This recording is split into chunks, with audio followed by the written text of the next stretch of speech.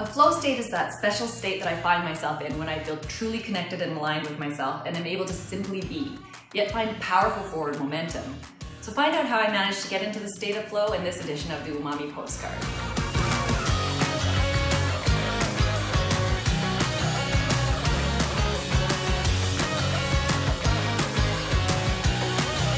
Hello, I'm Victoria Chenko, founder of Umami Marketing and Umami Journeys. This last year or so has brought me more and more into a state of flow, which I'm truly grateful for. I don't think I've ever found myself in this much alignment and connectivity to myself, my dreams, and what I really want in life.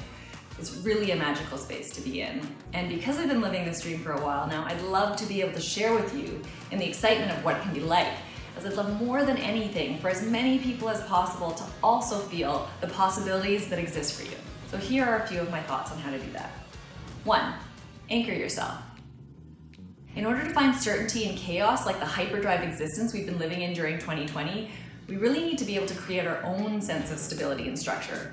No one will do this for you, and we're all capable of finding ways to do this ourselves. So what this involves for me is having some sort of morning and daily routine. For me, that includes starting off by drinking a glass of water, then writing a set of morning pages. To find out more about that, read The Artist's Way. It's a book by Julia Cameron that I highly recommend working your way through at some point.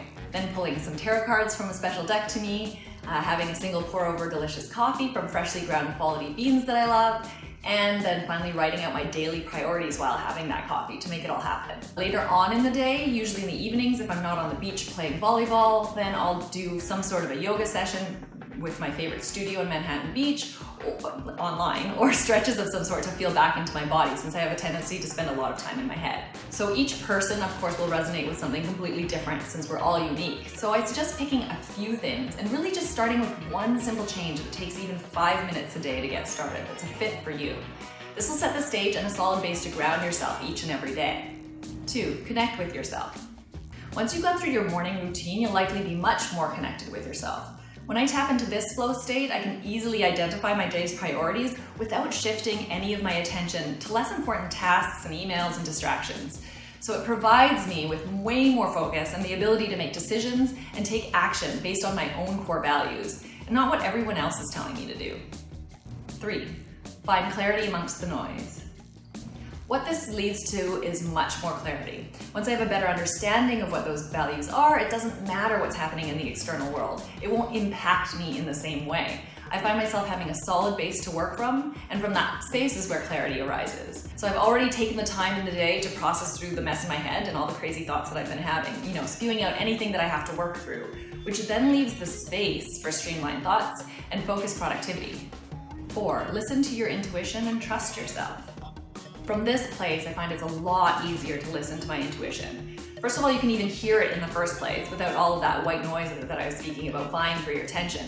And then when your intentions are clear and focused in your mind and body, you can trust yourself and your intuition to lead you in the right direction. So you will know the difference. Only you have all the facts and the tiny details of the current situation that you're in. 5. Love versus fear. And this all comes back around to something I've spoken about recently and a mantra that I now live by, to make choices and act out of love versus fear. So when I'm not quite sure what my intuition is telling me, another check that I do once I'm feeling centered is whether or not I'm making a choice for the right reasons, because of something that I love and that I want to move towards. Something that's, important to me and thus to the bigger picture of my values, and not due to fear or lack. This world is filled with abundance, and we have everything we need already within ourselves, if we're willing to believe that this is the case. And I truly believe that, and would love to see a day where more and more of the world also feels the same. So to summarize, to tap into your flow, I suggest to anchor yourself, connect with yourself, find clarity amongst the noise, listen to your intuition and trust yourself, and then think about love versus fear. So now it's your turn. What's one journey you've been on in your past where you felt that you were truly in that state of flow? What did you do to find yourself in that state? And how did that story end up for you? When making these decisions, were they rooted in fear or rooted in love? And now if you're treading along a more difficult path, what's one thing that you can think of to do that'll bring you one step closer back to yourself and your flow? May we all live a life that shatters the status quo, our own Umami journeys. Thanks again for joining me on my journey, and I'll be back again here soon to continue to learn, share, and grow with all of you. So thanks so much. Take care.